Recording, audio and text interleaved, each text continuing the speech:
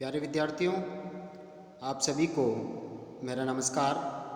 मैं डॉक्टर नेमीचंद कुमावत, सहायक आचार्य हिंदी विषय, राजकीय महाविद्यालय की आपकी इस बीए पार्ट प्रथम वर्ष विषय हिंदी साहित्य के द्वितीय प्रश्न पत्र की आज की इस ऑनलाइन कक्षा में मैं आप सभी का हार्दिक अभिनंदन और स्वागत करता हूं।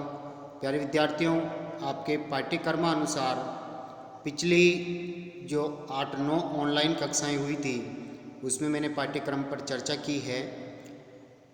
हिंदी भाषा का उद्भव और विकास से संबंधित एक 20 अंकों का प्रश्न आपके आता है और दूसरा जो प्रश्न भाषा से संबंधित आएगा वो अवधी भाषा, ब्रज भाषा और राजस्थानी भाषा के उद्भव, विकास और इनकी बोलियों से संबंधित आएगा।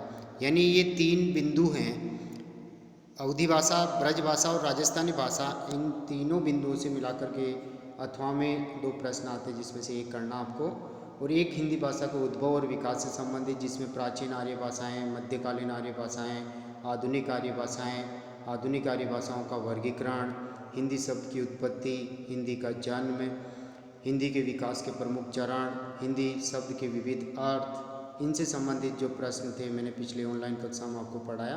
तो 20 अंकों का एक प्रश्न पिछली 8 ऑनलाइन कक्षाओं में हुआ था तैयार, और आज हम लेकर के आए हैं आपके सामने ब्रज भाषा का उद्भव और विकास। इसके जो तुरंत पहले ऑनलाइन कक्षा हुई थी जिसमें मैंने अवधी भाषा के उद्भव और विकास को आपके सामने रखा था। और प्यारे विद्यार्थियों, अब हम आरंभ करने जा रहे हैं इस प्रश्न के उत्तर को, यानी एक मॉडल आंसर है।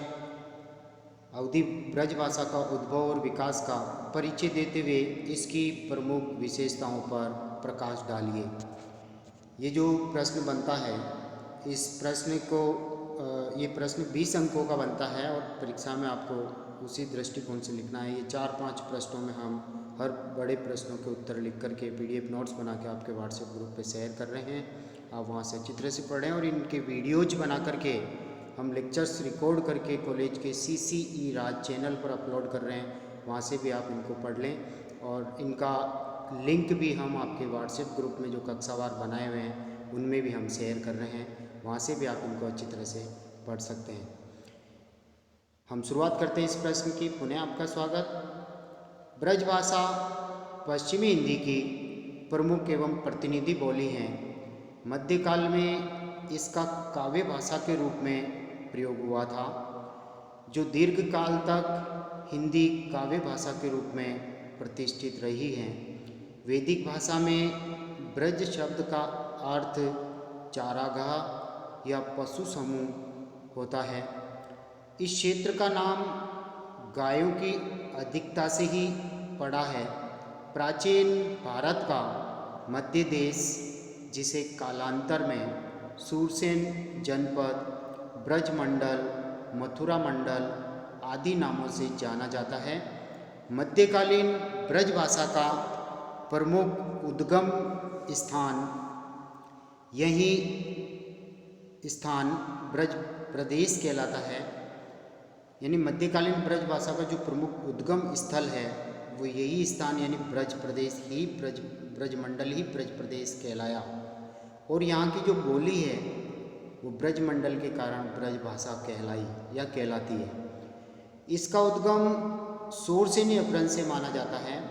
इसका परिनिष्ठित साहित्यिक एवं लोक साहित्य अत्यंत समृद्ध एवं उन्नत कोटि का रहा है।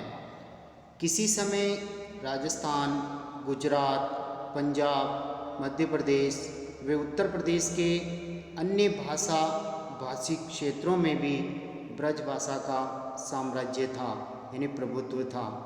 बंगाल व बिहार में भी ब्रज भाषा को अधिक महत्व दिया गया है।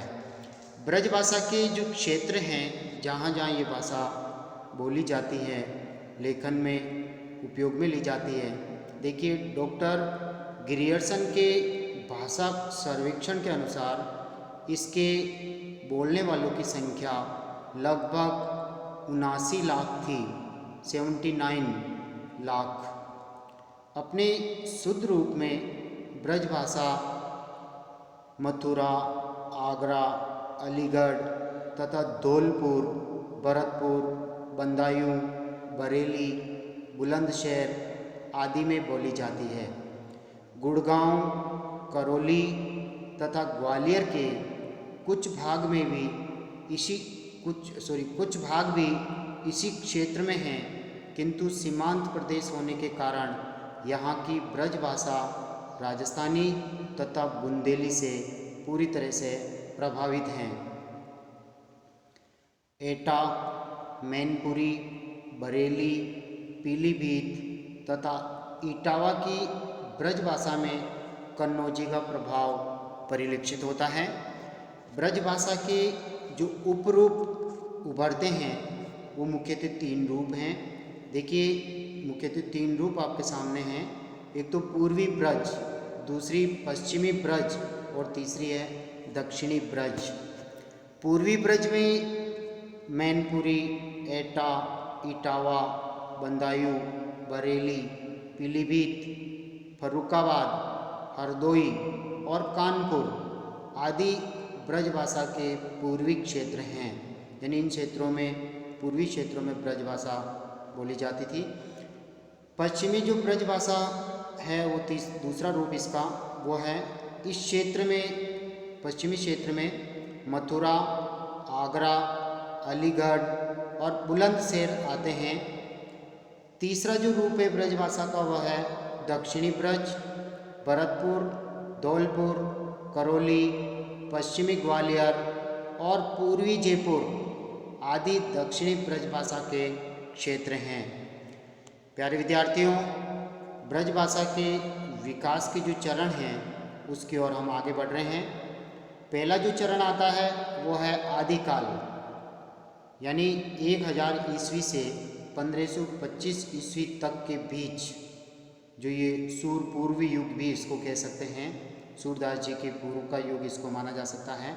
आदिकाल के बाद में दूसरा काल है मध्यकाल, 1525 ईस्वी से 1800 ईस्वी तक, और तीसरा है आधुनिक कालखंड 1800 ईस्वी से अब तक। यह है ब्रजभाषा के विकास के चरण। इन 3 कालखंडों में ब्रजभाषा अपने विकास को अग्रसर हुई है। सबसे पहले हम लेते हैं आदिकाल के कालखंड को। आदिकाल में ब्रजभाषा को पिंगल कहते थे। आदिकाल में ब्रज की विकास परंपरा रही है। आचार्य हेमचंद्र जी का प्राकृत व्याकरण ब्रजभाषा का बीज रूप वहन करता है। मिश्र बंधुओं के अनुसार सर्वप्रथम सारंगधर नामक कवि ने संवत 1350 में ब्रजभाषा का हिंदी कविता में पहली बार प्रयोग किया है। श्रीधर व्यास, इन्होंने रणमल छंद लिखा। बंशीधर जी ने प्राकृत पेंगलम लिखा। कवि चंद्रबरदाई ने पृथ्वीराज रासु लिखा। अब्दुल रहमान जी ने संदेश रासक की रचना की एवं दामोदर शर्मा कवि के द्वारा उक्ति, व्यक्ति, प्रकरण आदि ग्रंथों में हमें ब्रजभाषा का आरंभिक रूप देखने को मिल जाता है। अब हम बढ़ते हैं आदिकाल के बाद मध्यकाल के कालखंड की ओर। भक्ति काल में ब्रजभाषा अपनी विकासावस्था में रही, जबकि रीतिकाल में ब्रजभाषा अपनी समृद्धि के उच्चतम शिखर पर पहुंची। रीतिकाल को इसलिए ब्रजभाषा का स्वर्णकाल भी कहा जाता है। 10वीं शताब्दी से 14वीं शताब्दी तक ब्रजभाषा में जो रचनाएं हुई उनमें संतों व नाथों की वाणियों का योगदान रहा है। संत वाणियों का 1450 ईस्वी के लगभग विष्णुदास नामक एक कवि हुए हैं, जिन्होंने स्वर्गारोहण, रुक्मणी मंगल, महाभारत, स्नेह लीला आदि कृतियों द्वारा ब्रजभाषा की भावभंगिमाओं में श्री वृद्धि की। बंगाल में श्री चंडीदास जी, गुजरात में श्री नरसिंह जी मेहता, और महाराष्ट्र में तुकाराम जी आदि कवियों ने इस भाषा को अपनाकर इसे संपूर्ण उत्तरी भारत की भाषा घोषित कर दिया। कृष्ण काव्य परंपरा में दार्शनिक मतों की व्याख्या, कृष्ण भक्ति, उनकी लीलाएं, प्रकृति और उसकी श्रृंगारिकता आदि की व्याख्या के लिए ब्रजभाषा के माधुर्य से बड़ी क्या सिद्ध हो सकती थी। ब्रजभाषा की इस लोकप्रियता में अष्टछाप के जो कवि हुए हैं, सूरदास जी, नंददास जी, कृष्णदास जी आदि का योगदान भी अविस्मरणीय है, यानी भुलाया नहीं जा सकता। इन्होंने अपनी रचनाओं में ब्रज संस्कृति, ब्रज प्रकृति, ब्रज जीवन पद्धति और ब्रज भाषा के गरिमामय रूप का गुणगान किया। सूरदास जी के योगदान से ब्रज भाषा की शांत, शीतल, गंभीर धारा प्रवाहित होकर कालजयी हुई थी। सूर की कलम से ब्रज भाषा जीवंत बन पड़ी तथा उसमें संपूर्ण लोक जीवन का सौंदर्य बिखरा पड़ा है। इस तरह भक्ति काल में कृष्ण भक्त काव्य परंपरा की अबाध गतिशीलता पुष्पित पल्लवित होती रही है। इसी धारा में बिहारी, भूषण, केशवदास, गणानंद, रसखान, मीराबाई, सेनापति, देवकवि आदि उच्च कोटि के कवियों ने साहित्य का निर्माण किया, साहित्य निर्माता के रूप में ख्याति प्राप्त की। इनकी भूमिका भी सराहनीय रही है। कृष्ण काव्य के अनुरूप ही राम काव्य के शिरोमणि आचार्य तुलसी ने भी ब्रजभाषा की महत्ता स्वीकार की और गीतावली, विनय पत्रिका, दोहावली, कवितावली आदि में ब्रजभाषा के सौंदर्य को बढ़ाया, यानी ये रचनाएं ब्रजभाषा में रची गई हैं। अन्य राम भक्त कवियों ने भी इसी परंपरा को आगे बढ़ाया है। और अब हम आगे बढ़ते हैं आधुनिक काल।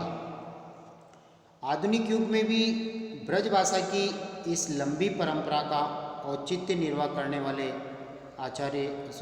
भारतेंदु हरिश्चंद्र, प्रताप नारायण मिश्र, बद्री नारायण चौधरी प्रेमगन, श्रीधर पाठक, सत्यनारायण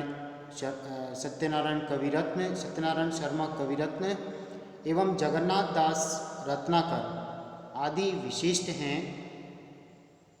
कविता में ही नहीं अपितु गद्य में भी ब्रजभाषा का श्रेष्ठ प्रयोग हुआ है।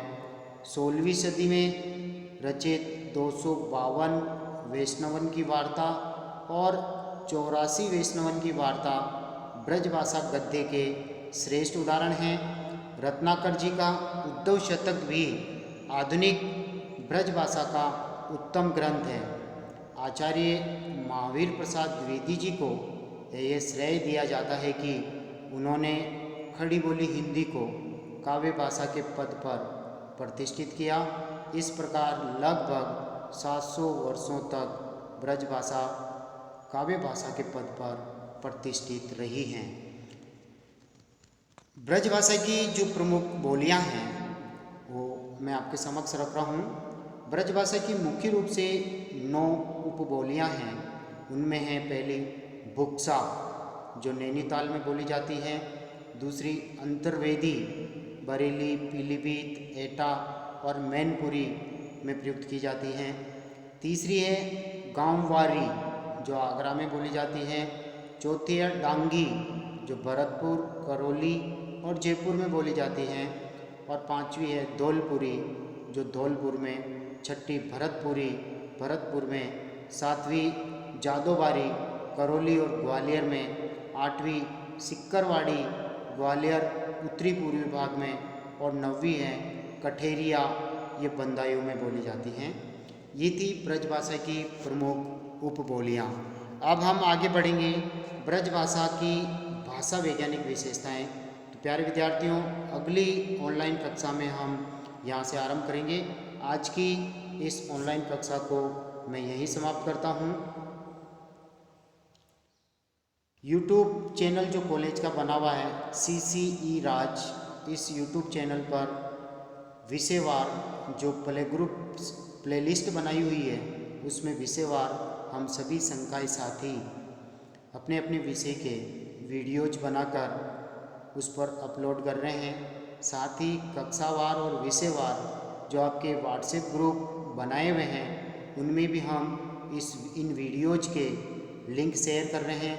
वहाँ से भी आप इनको ओपन करके अच्छी तरह से अपना अध्ययन कर सकते हैं, इनको सुन सकते हैं। यदि आप इन वीडियोज को पहली बार देख रहे हैं तो आप सब्सक्राइब ज़रूर करें। आप इस कॉलेज के यूट्यूब चैनल से जुड़ें और जो कॉलेज का जो कक्षावार व्हाट्सएप ग्रुप बने हुए हैं हम लोगों ने बनाए हैं उनमें यदि कोई विद्यार्थी अभी तक नहीं जुड़ पाया है तो यहाँ आकर के संपर्क करें कॉलेज में और अपने व्हाट्सएप नंबर दे करके उन ग्रुप में वो जुड़ें, हम उनको जोड़ देंगे। साथ ही जो ऑनलाइन कक्षाओं का जो फ़ायदा अन्य विद्यार्थी उठा रहे हैं वही फ़ायदा आप लोगों को भी मिल सके, इसलिए व्हाट्सएप ग्रुप से आप सभी जुड़ें और इन सभी वीडियोज़ को आप सब्सक्राइब करें, इनको लाइक करें। साथ ही हमने बड़ी मेहनत से ये नोट्स तैयार किए हैं, इनके PDF नोट्स बनाकर भी हम आपके व्हाट्सएप ग्रुप में शेयर कर रहे हैं, वहाँ से भी आप इनका अध्ययन कर सकते हैं। और अब हम आगे बढ़ते हैं, अगली ऑनलाइन कक्षा जो होगी ब्रज भाषा की भाषा वैज्ञानिक विशेषताओं से हम आरंभ करेंगे। तब तक के लिए धन्यवाद। जय हिंद, जय भारत। Thank you.